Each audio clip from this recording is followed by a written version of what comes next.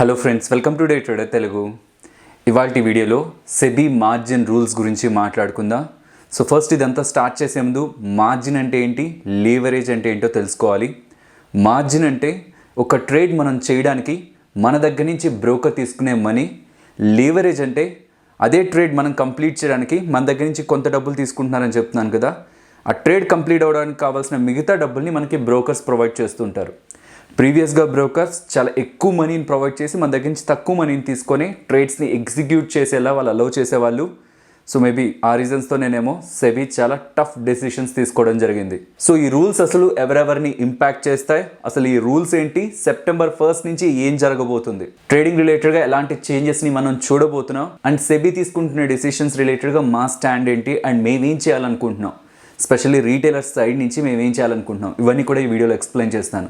But దానికంటే ముందు ఇప్పుడు సెబీ వాళ్ళు తీసుకొస్తున్న కొత్త రూల్స్ ఎవరిని ఇంపాక్ట్ చేస్తాయి?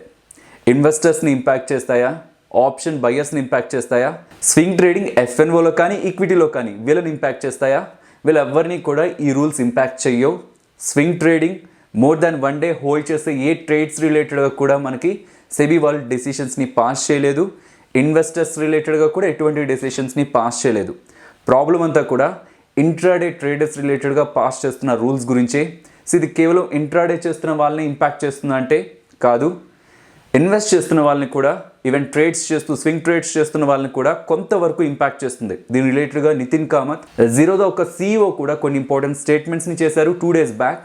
వాటిని కూడా మాట్లాడుకుందాం. సో ఫస్ట్ సెబీ వాళ్ళు తీసుకొచ్చిన రూల్స్ అండ్ సెప్టెంబర్ 1 నుంచి ఏం జరగబోతుందో తెలుసుకునే ముందు అసలు సెబీ వాళ్ళు సడన్గా ఈ డెసిషన్ తీసుకోవడానికి రీజన్ ఏంటి, అసలు వాళ్ళ సైడ్ కూడా చూడాలి కదా.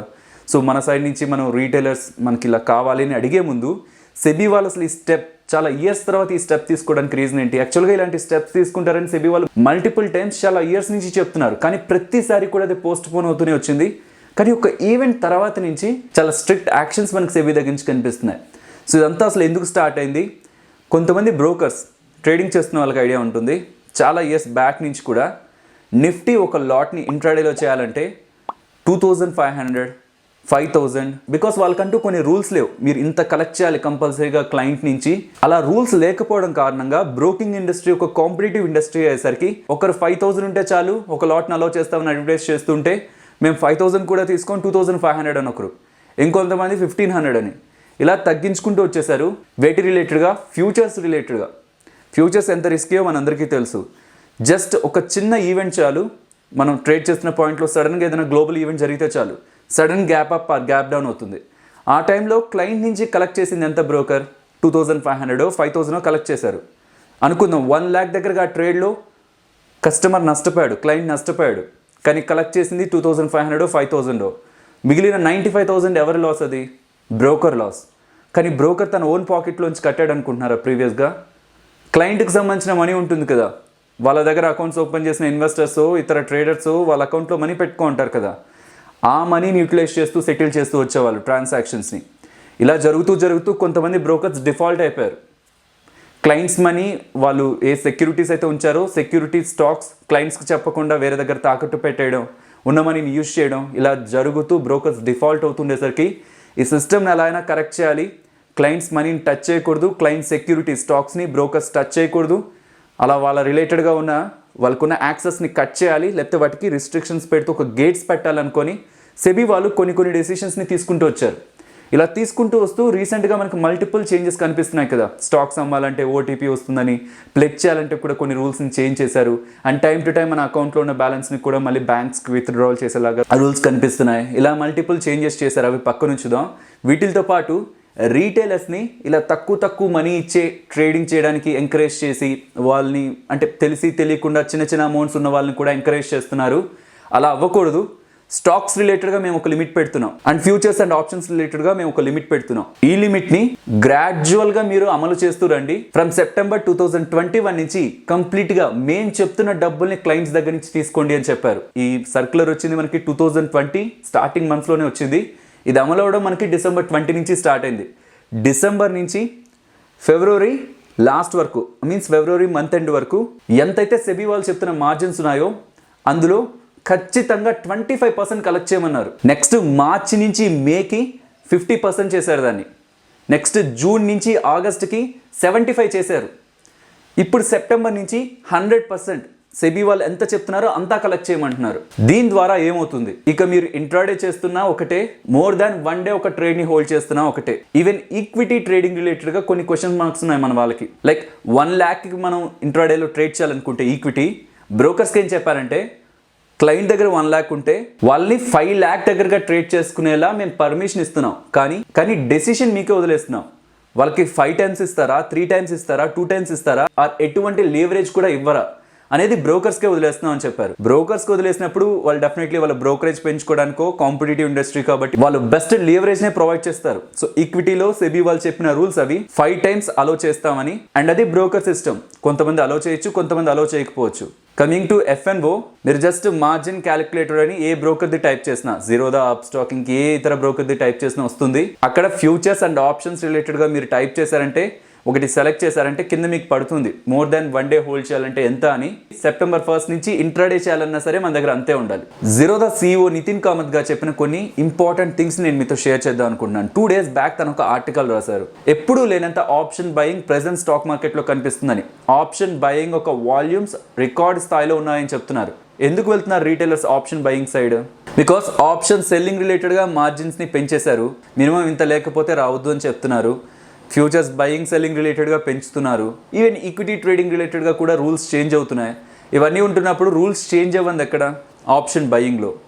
కాబట్టి ఆప్షన్ బయింగ్ రిలేటెడ్గా వాల్యూమ్స్ అనేటివి ఎప్పుడూ లేనంత విధంగా ఉన్నాయని నితిన్ కామత్ గారు అయితే మెన్షన్ చేస్తున్నారు. అండ్ సెకండ్ పాయింట్ తను మెన్షన్ చేస్తున్నది, ఇది ఇంపార్టెంట్, స్పెషల్లీ ఇన్వెస్టర్స్ కానీ స్వింగ్ ట్రేడింగ్ చేస్తున్న వాళ్ళకి కానీ, లిక్విడిటీ మీద ఎంత ఇంపాక్ట్ ఉంటుంది. ఇంట్రాడే ట్రేడర్స్ మీద రిస్ట్రిక్షన్స్ ఉంచితే, వాళ్ళని ఇలా ట్రేడ్ చేయొద్దు, మీరు ఇంత ఉంటేనే రండి లేకపోతే రావద్దు అని చెప్తే ఎంత ఇంపాక్ట్ ఉంటుంది, సిస్టమ్ మీద ఎంత ఇంపాక్ట్ ఉంటుంది. దాని గురించి తను మాట్లాడుతూ, ఈ రీటైలర్స్ అందరూ ఎక్కువగా డీమ్యాట్ అకౌంట్స్ ఓపెన్ చేశారు కదా రీసెంట్ డేస్లో, వాళ్ళ వల్ల లిక్విడిటీ మెయింటైన్ అవుతుంది. కొత్తగా డీమ్యాట్ అకౌంట్ ఓపెన్ అయ్యి ట్రేడింగ్లోకి రీటైలర్స్ రాకపోయింటే లిక్విడిటీ మీద ఇంపాక్ట్ ఉండేది అనేలా కామెంట్స్ చేశారు. ఇన్ సింపుల్ టర్మ్స్, ఒక షాప్కి ఒక 10 customers వస్తూ ఉంటారు. వచ్చిన ప్రతి కస్టమర్ ఒక 100 rupeesకి తింటున్నారు అనుకుందాం. 10 customers, each customer 100 rupees. Total ఎంత అయింది? 10 into 100, 1000 అయింది. కానీ కొన్ని ఈవెంట్స్తో, మేబీ అది temporary event are permanent event ఎవరికి తెలియదు, కొన్ని ఈవెంట్స్తో ఆ హోటల్కి కొత్తగా కస్టమర్స్ రావడం ఎక్కువైంది. 10గా వస్తున్న కస్టమర్స్ ఇప్పుడు 100 అయ్యారు. కానీ ప్రీవియస్గా ఒక్కొక్క కస్టమర్ 100 rupees ఖర్చు చేసేవాళ్ళు అక్కడికి వచ్చి.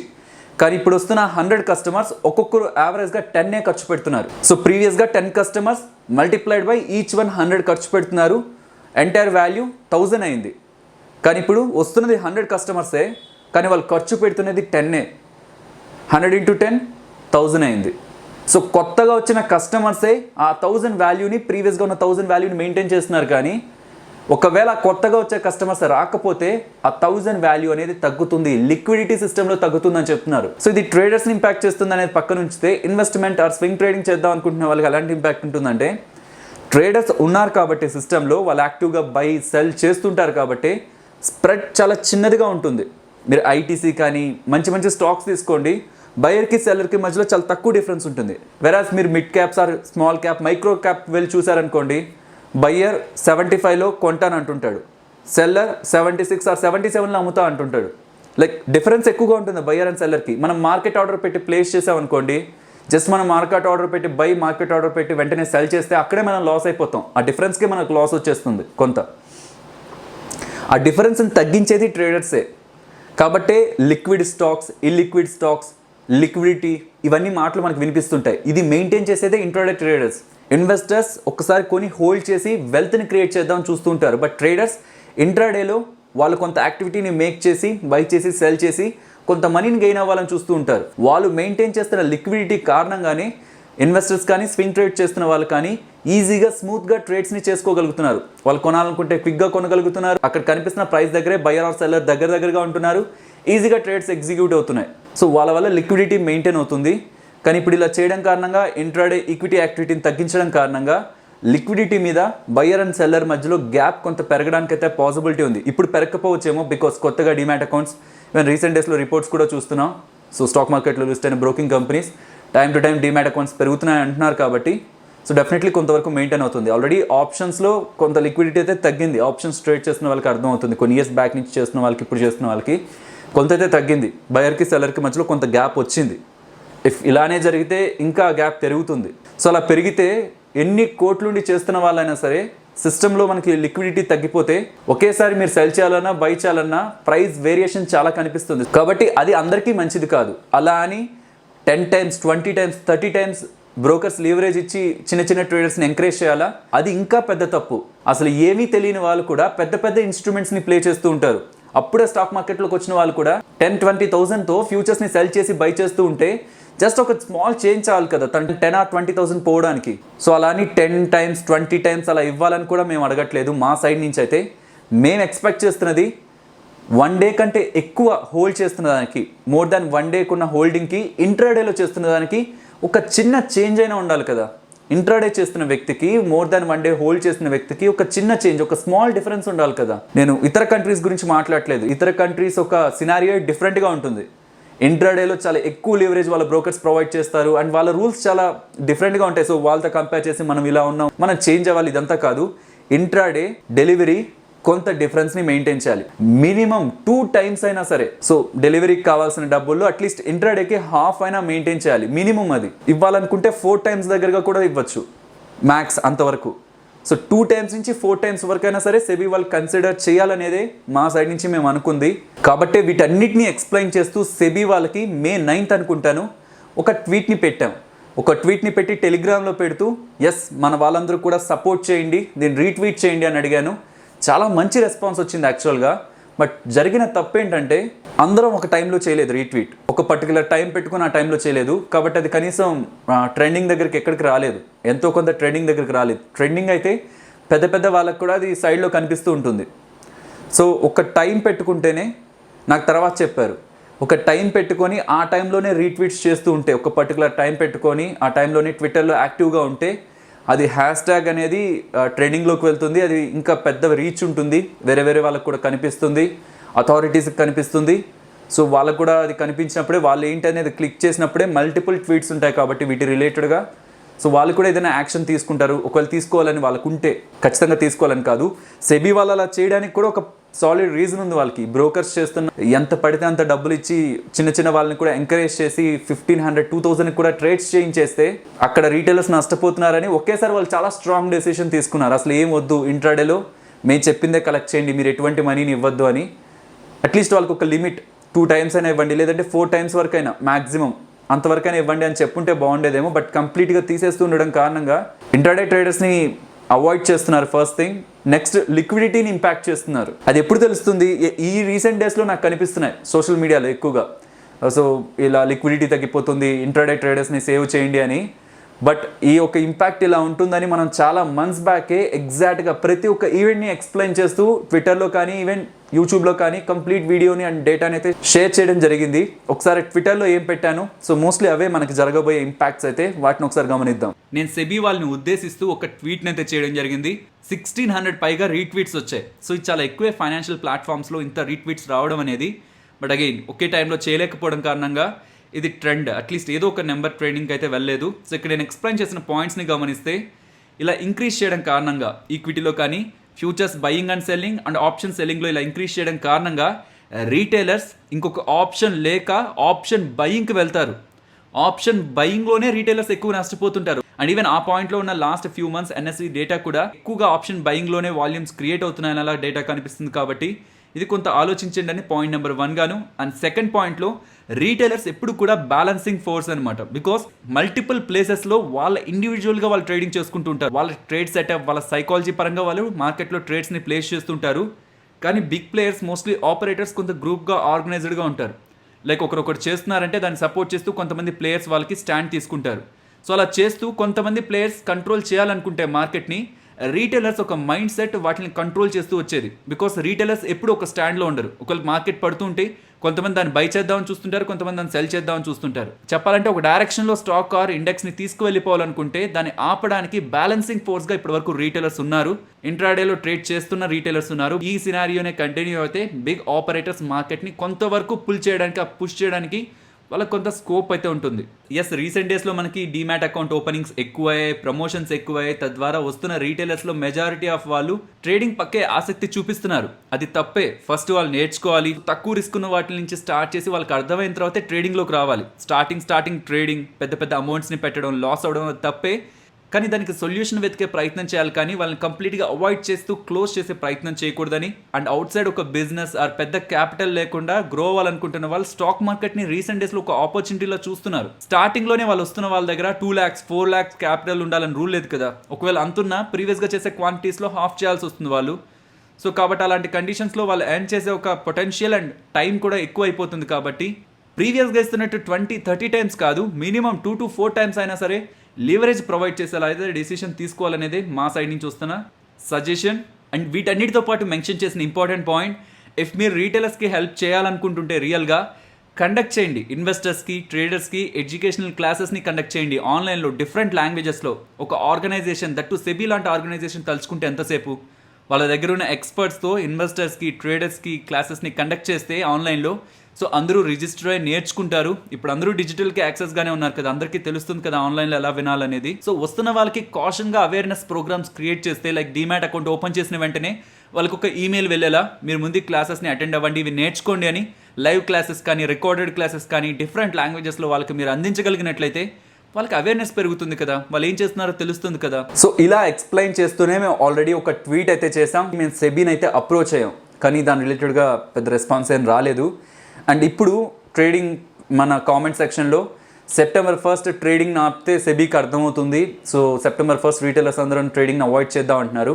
మేము వ్యతిరేకమైతే కాదు, దేనికి రీటైలర్స్కి అడ్వాంటేజ్ ఉంటుంది.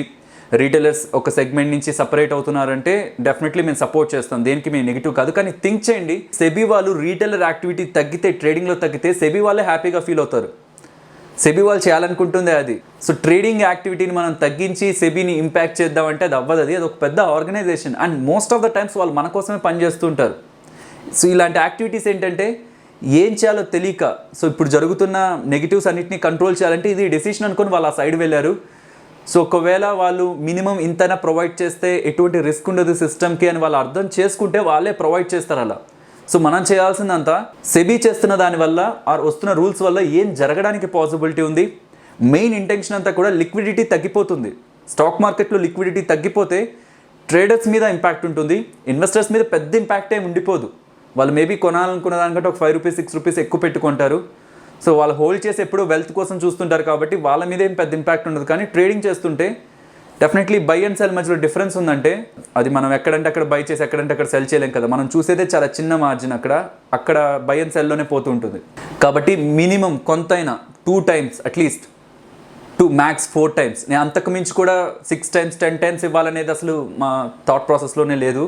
మేము ప్రజెంట్ ఈ లీవరేజెస్ని యూజ్ చేయట్లేదు. మా దగ్గర ఉన్న క్యాపిటల్కి మేము చేయగలిగే పొజిషన్స్, సో మా దగ్గర ఉన్న కంప్లీట్ క్యాపిటల్ యూజ్ చేస్తేనే మా పొజిషన్స్ అన్ని ఫిల్ అవుతున్నాయి. మేము ప్రజెంట్ ఎటువంటి లేవరేజ్ని కూడా బ్రోకర్స్ దగ్గర నుంచి తీసుకోవట్లేదు. కామ్గా ఉండిపోవడం ఆర్ ఈ రూల్స్ చేంజ్ అవ్వాలనుకుంటున్న వాళ్ళ మీద జోక్స్ వేయడం ఇలా మేము చేయలేం. బికాస్ మేము స్టాక్ మార్కెట్లోకి వచ్చినప్పుడు తీసుకుంది అదే, బ్రోకర్ దగ్గర నుంచి కూడా మనీని తీసుకొని గ్రో అవుతూ వచ్చాం. ఒకవేళ ఈ రూల్సే మేము స్టార్ట్ అయిన డేస్లో కూడా ఇంప్లిమెంట్ అయింటే డెఫినెట్లీ మాకు ఇంకా టైం పట్టేది. బికాస్ తక్కువ క్యాపిటల్ కదా, చిన్న క్యాపిటల్, లాట్ సైజ్ని పెంచాలి, పెంచితేనే మనకి ఓవరాల్ నెట్ ప్రాఫిట్ పెరుగుతుంది. సో చాలా టైం పట్టేది. కాబట్టి సో కొత్తగా వస్తున్న ట్రేడర్స్, నేర్చుకొని చేస్తున్న ట్రేడర్స్కి అందరినీ సపోర్ట్ చేయమని నేను అసలు ఎప్పుడు చెప్పట్లేదు, వాళ్ళని ఎడ్యుకేట్ చేయమని చెప్తున్నాను. ఇక్కడ సంపాదిస్తున్న వాళ్ళు ఉన్నారు కదా, ట్రేడింగ్లో సంపాదిస్తున్న వాళ్ళు ఉన్నారు. సో కొత్తగా వచ్చే వాళ్ళు సంపాదిస్తారా లేదా అనేది వాళ్ళ సైకలాజికల్ ఎబిలిటీస్ అండ్ వాళ్ళ స్కిల్స్ మీద ఆధారపడి ఉంటుంది. ఆ స్కిల్స్ని ఇంప్రూవ్ చేసే ప్రయత్నం ఎందుకు చేయకూడదు? అది చేసి వాళ్ళు ఎర్న్ చేయగలరో లేదో వాళ్ళనే డిసైడ్ చేసుకుంటే సరిపోతుంది కదా. అండ్ అలా అని చెప్పాను, చాలా చాలా ఎక్కువ ఇవ్వడం అయితే తప్పు. బికాస్ ఫ్యూచర్స్ని 5,000 10,000తో హ్యాండిల్ చేయడం ఏంటి, అంత తక్కువ క్యాపిటల్తో ఫ్యూచర్స్ అంటే అది వాళ్ళు రిస్క్లో పడతారు. అండ్ బ్రోకర్స్ చేసింది కూడా చాలా పెద్ద తప్పు. ఇది ఇంకా సెబీకి రిస్క్లా కనిపించింది సిస్టమ్కి, వాళ్ళు తీసుకున్నారు డెసిషన్. బట్ మనం ఎక్స్ప్లెయిన్ చేయాలి పాజిటివ్గా. ఇక్కడ ఆవేశంగా మనం ఇట్లా అట్లా అనుకుంటే ఎవరు వినరు. ఎందుకు వినాలి? వాళ్ళు ఏం చేస్తున్నా వాళ్ళకి ఒక లాజిక్ ఉంటుంది, ఇలా ఈ లాజిక్ ప్రకారం వెళ్తున్నామని. సో మీరు ఇది చేస్తున్నారు, దీనివల్ల ఈ మిస్టేక్స్ ఉన్నాయని మనం ఎక్స్ప్లెయిన్ చేయాలి. కాబట్టి మేము ఏమనుకుంటున్నామంటే ఒక డే September 1st ట్రేడింగ్ ఆపేయడం, లేకపోతే ఏదో ఒక పర్టికులర్ థింగ్ మనం చేస్తే సెబీ వాళ్ళు వినేస్తారని మేము అనుకోవట్లేదు. అలానే మేము చేస్తున్న ఏ థింగ్ కూడా జరుగుతున్న సిస్టంలో జరుగుతున్న ఏ ఒక యాక్టివిటీకి కూడా మేము అగైనెస్ట్ కాదు. మేము అనుకుంటున్నది ఇవాళ 6 o'clock ఒక ట్వీట్ పెడతాను నేను. సో మోస్ట్లీ ఆ ట్వీట్లో ఉన్న పాయింట్స్ని మెన్షన్ చేస్తూ ఒక ట్వీట్ని అగైన్ మళ్ళీ రీఫ్రేమ్ చేస్తాను. ఎప్పుడు పడితే అప్పుడు దాన్ని రీట్వీట్ చేయొద్దు. ఈ వీడియో చూస్తున్న వాళ్ళందరూ కూడా కొంత యాక్టివ్గా ఉండండి. 6 o'clockకి మాత్రమే రీట్వీట్ చేయండి. ఎవరెవరైతే ఈ రూల్స్ కొంత చేంజ్ అవ్వాలనుకుంటున్నారో వాళ్ళకి మాత్రమే చెప్తున్నాను. అందరినీ చేయమని నేను అడగట్లేదు. ఇంట్రెస్ట్ ఉన్న వాళ్ళ గురించి చెప్తున్నాను. మీరు ఏదైనా సమ్ చేంజ్ చూడాలనుకుంటున్నారు ఈ రూల్స్ రిలేటెడ్గా అనుకుంటే ఎవ్రీడే 6 PMకి ఇవాళ నుంచి స్టార్ట్ చేద్దాం. ఇవాళ 29, 30, 31, 1st September ఈ 4 days కూడా ఎవ్రీడే 6 PMకి నేను ఒక ట్వీట్ని పెడతాను. దాన్ని రీట్వీట్ అని మీరు అక్కడికి వెళ్ళారంటే ట్విట్టర్లో రీట్వీట్ అనే సింబల్ ఉంటుంది. దాన్ని క్లిక్ చేశారంటే కోట్ అని ఉంటుంది. దాన్ని క్లిక్ చేయండి. దాన్ని క్లిక్ చేస్తే మీకు కొంత స్పేస్ వస్తుంది ఏదైనా టెక్స్ట్ పెట్టడానికి. మన టెలిగ్రామ్లో కొన్ని ట్యాగ్స్ని ప్లేస్ చేస్తాను. అది టెలిగ్రామ్లో కాపీ చేసి ట్విట్టర్లో పేస్ట్ చేసి రీట్వీట్ అయితే చేయండి. సో ఒక్క పాయింట్లోనే చేద్దాం. 6 నుంచి 6:30 వరకు ఆ ½ an hour పీరియడ్లోనే రీట్వీట్ చేద్దాం. ఒకవేళ మీరు దాని తర్వాత చూసినా దాని ముందు చూసినా కొంత పేషెన్స్గా ఉండండి. ఆ టైంలోనే చేద్దాం. ఒక పర్టికులర్ టైంలో చేస్తే అలా అయినా కొంత ఇతరులకు తెలుస్తుందేమో. సో మీ సజెషన్స్ ఏదైనా ఉంటే కామెంట్ సెక్షన్లో పెట్టండి. లైక్ ఈ పాయింట్స్ని కూడా ఇంక్లూడ్ చేయండి మీరు చేసిన పాయింట్స్తో పాటు. ఇది కూడా మనం సెబీ వాళ్ళకి చెప్పాలనుకునేలాగా. అంటే ఇంకేం లేదు, ఒకసారి రూల్ వచ్చి ఒక 2 months అయిపోయింది అనుకోండి, ఎవరు దీని గురించి మాట్లాడుకోరు. అంతా డైల్యూట్ అయిపోతుంది. సెప్టెంబర్ ఒకరోజు మనం ట్రేడింగ్ చేయడం మానేసి ఒకవేళ ఆ రోజు ఇంపాక్ట్ రాకపోతే ఇంకక్కడితో వదిలేయడం అయిపోతుంది. కాబట్టి 4 days మనం ట్రై చేద్దాం. మన బెస్ట్ మనం ట్రై చేద్దాం. ఎక్స్ప్లెయిన్ చేద్దాం ఏం జరుగుతుందో. వాళ్ళకి వ్యాలిడ్ అనిపిస్తే చేంజ్ చేస్తారు కదా. సిస్టమ్ని ప్రొటెక్ట్ చేయడానికి, సిస్టమ్ని ఎన్హాన్స్ చేయడానికే సెబీ వాళ్ళు ఉన్నారు. వాళ్ళు చేస్తున్న దాంట్లో ఎస్ ఇది కూడా ఉంది కదా, ఇది మనం చేంజ్ చేయొచ్చు కదా అనేలాగా వాళ్ళకి థాట్ని క్రియేట్ చేయగలిగితే వాళ్ళు చేంజ్ చేస్తారు. చూద్దాం, పాసిబిలిటీ ఉందేమో. మీకున్న సజెషన్స్ని కూడా కామెంట్ సెక్షన్లో మెన్షన్ చేయండి. మన ట్విట్టర్ హ్యాండ్లర్ లింక్ నేను కామెంట్ సెక్షన్ ఫస్ట్ కామెంట్గా పిన్ చేస్తున్నాను అండ్ డిస్క్రిప్షన్లో కూడా ఇస్తాను. ఒకసారి వెళ్ళి చూడండి. ఆల్రెడీ పెట్టిన ట్వీట్ ఉంటుంది, పిన్ చేసి ఉంటాను ఆ ట్వీట్ని. ఫస్ట్ ఆ ట్వీట్ని రీట్వీట్ చేయండి. ఫస్ట్ ఆ ట్వీట్ని రీట్వీట్ చేస్తూ అక్కడ వాడిన హ్యాష్ట్యాగ్నే వాడండి. ఈవినింగ్ ఇంకొక కొత్త ట్వీట్ పెడదాం. ఆ ట్వీట్ని మాత్రం 6 నుంచి 6:30 లోపు ఇన్ బిట్వీన్ ఆ టైంలో మాత్రమే రీట్వీట్ చేయండి. సో ఇప్పుడు వీటి గురించి ఎంటైర్ ట్రేడింగ్ కమ్యూనిటీలో డిస్కషన్స్ జరుగుతున్నాయి. బట్ దీని గురించి మనం మల్టిపుల్ టైమ్స్ ప్రీవియస్గా మాట్లాడుకున్నాం, అన్నీ మాట్లాడుకున్నాం. అడగాల్సింది కూడా అడిగాం సెబీని. బట్ ఈసారి కొంత ఆర్గనైజ్డ్గా ఒక టైంలో అడుగుదాం. హ్యాష్ట్యాగ్ ఏమైనా ట్రెండింగ్లోకి వస్తుందేమో, అందరూ గమనిస్తారేమో. పాసిబుల్ ఈ వీడియోని మన ట్రేడింగ్ కమ్యూనిటీ, మన స్టాక్ మార్కెట్ కమ్యూనిటీలో ఎంతమందికి వీలైతే అంతమందితో షేర్ చేయండి. అసలు జరుగుతుంది ఏంటో అర్థమైతేనే కదా మనం ఏం మాట్లాడాలి మాట్లాడకూడదు అనేది క్లారిటీ ఉంటుంది. ఇది హయ్యర్ అథారిటీస్ వరకు రీచ్ అవ్వడానికి పాసిబిలిటీ ఉంటుంది. అఫ్కోర్స్ రీజనల్ లాంగ్వేజ్లో ఉన్న వీడియో చూస్తారని కాదు, కానీ ఏంటి ట్విట్టర్లో హంగామా జరుగుతుంది ఏంటని అది హ్యాష్ట్యాగ్ని క్లిక్ చేసినా మనం చెప్పాలనుకుంటున్న పాయింట్స్ అన్ని డిస్ప్లే అవుతాయి. సో మన వాళ్ళు ఎక్కువ మంది యాక్టివ్గా ఉంటూ దాన్ని కొంత ఎక్కువగా ట్విట్టర్లో కొంతవరకు మూవ్ చేయగలిగితే చాలు, మేబీ అథారిటీస్కి వెళ్ళడానికి పాసిబిలిటీ ఉంటుంది. కాబట్టి మన వాళ్ళలో మోస్ట్లీ ఈ వీడియోని షేర్ చేసి మన వాళ్ళు కూడా ఎవరైనా దీనికి సపోర్ట్ చేయాలనుకుంటుంటే వాళ్ళకు కూడా మనం ఇలా చేస్తున్నాం, ఈ టైంలో ఇలా జరుగుతుంది అనేది మీరు చెప్పడానికి ప్రయత్నించండి. ఐ హోప్ మీకు ఇది అర్థమైంది అనుకుంటున్నాను. అండ్ ట్రేడింగ్ కెరియర్ని ఆపేయాలా, దీంతో ఆగిపోవాలా, ట్రేడింగ్ అసలు చేయడం నీడ్ లేదంటే మీకు నాలెడ్జ్ ఉంటే, అగైన్ చెప్తున్నాను, మీకు నాలెడ్జ్ ఉంటే స్టిల్ ఇంకా కూడా ఆపర్చునిటీ ఉంది. సెబీ వాళ్ళు ఈ రూల్స్ని అమలు చేసినా ట్రేడింగ్ కంప్లీట్గా స్టాప్ చేయాల్సిన నీడ్ లేదు. స్టిల్ ఇంకా ఆపర్చునిటీ ఉంది. ఆల్రెడీ నేను మాట్లాడాను ఆప్షన్ సెల్లింగ్ ఎలా తక్కువ డబ్బులతో చేయొచ్చని. ఫర్దర్గా ఇంకొకసారి మాట్లాడుకుందాం. తక్కువ డబ్బులతో కూడా సెబీ వాళ్ళు ఇదే రూల్స్ని కంటిన్యూ చేస్తే ఎలా చేయొచ్చు అనేది కూడా తెలుసుకుందాం. ఇంకొక డిస్కషన్ చేద్దాం అంటే కూడా మీరు మెన్షన్ చేయండి, ఇంకొకసారి కూడా వీడియో చేస్తాను. ఓకే, నెక్స్ట్ వీడియోతో కలుస్తాను. సో ఫైనలీ ఇది ఫ్రెండ్స్, మన వీడియో నచ్చిందా? నచ్చితే వీడియోని లైక్ చేయండి ఫ్రెండ్స్. అండ్ ఈ వీడియో మన వాళ్ళకి యూజ్ అవుతుంది అనుకుంటే తప్పకుండా షేర్ చేయండి. అండ్ ఛానల్ని సబ్స్క్రైబ్ చేయనట్లయితే ఛానల్లో ఉన్న కంటెంట్ని గమనించండి. ఇఫ్ ఆ కంటెంట్ మీకు యూజ్ అవుతుంది అనుకుంటే ఛానల్ని సబ్స్క్రైబ్ చేసి పక్కన ఉన్న బెల్ ఐకాన్ క్లిక్ చేయండి. మరొక ఇంట్రెస్టింగ్ వీడియోతో మళ్ళీ మీ ముందుకు వస్తాను. అంతవరకు టేక్ కేర్. జై హింద్.